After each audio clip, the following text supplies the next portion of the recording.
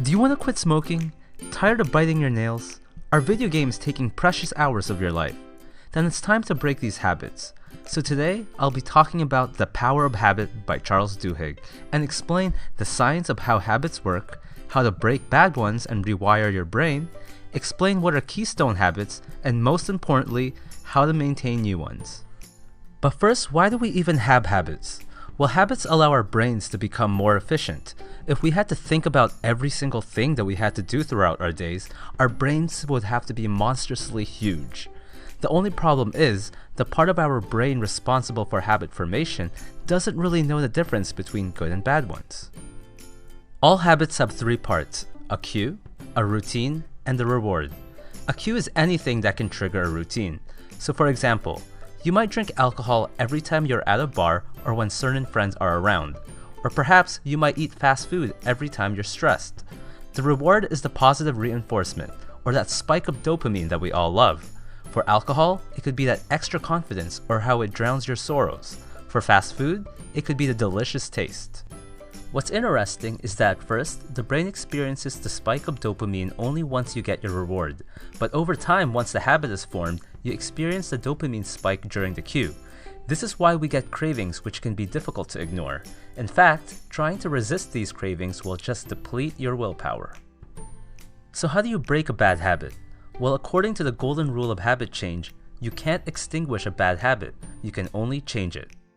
First, you need to figure out and become aware of the cues and rewards.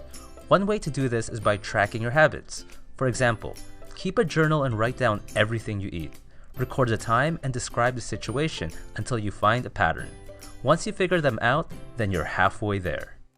Next, find and substitute the routine part with something better. For example, I was very addicted to video games and could spend a whole day just playing one.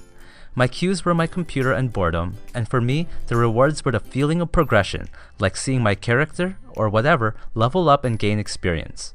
I also liked the sense of community, especially playing with friends. Now luckily, one day I stumbled upon Duolingo, a site that allowed me to learn languages, and at the same time, it felt like a game. I gained experience for each language lesson, and there was a big online community. Later on, I also came across Habitica, which basically turns your life into an RPG. Every good habit I do, like reading, working out, watching educational videos like this, complimenting the girlfriend, and all that good stuff, I gain EXP. And every bad habit, like eating junk food, I lose HP. And again, there was a big online community. You could say it turned my life into an addictive but very productive video game. Next, Charles says it's important that we try to focus on developing keystone habits, which are habits that have the power to change other habits. Typically, people who exercise start eating better and become more productive at work. They smoke less and show more patience with colleagues and family. They use their credit cards less frequently and say they feel less stressed. There's just something about the habit of exercise that spills over. Now, many people can get inspired to start a new diet or a new workout routine, perhaps even see progress. But then when things become stressful, they return back to their old ways. So how do you maintain a new habit? First, you should visualize or write down your future goals and the reward the habit provides. Like for me, I make my subscribers goal for the week public for everyone to see. Next, you should also write down predictions of future potential problems that will tempt you to give up, and then write solutions on what you'll do to overcome it. In Starbucks, they use the latte method when there's an angry customer. They listen to the customer, acknowledge the complaint, take action to solve it, thank them, and then explain why the problem happened.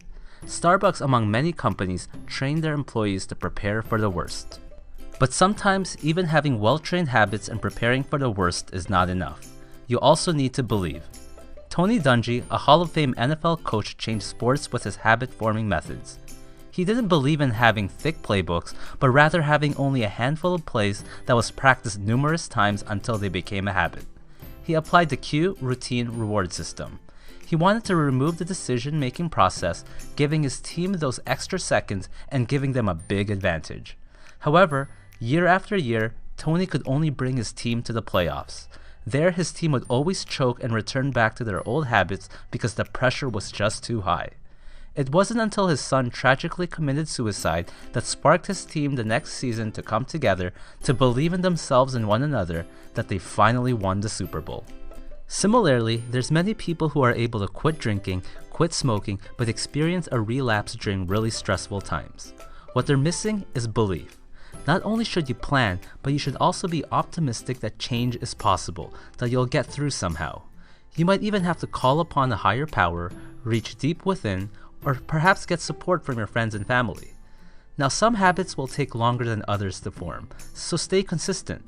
But one thing is for sure, the more you believe, the faster you'll be able to form that habit. And remember, there's no magic pill for success. So start today, be patient, and enjoy every small win. But what I want to know in the comments below, what's one habit that you would like to break, and what are you going to replace it with? Thanks for watching.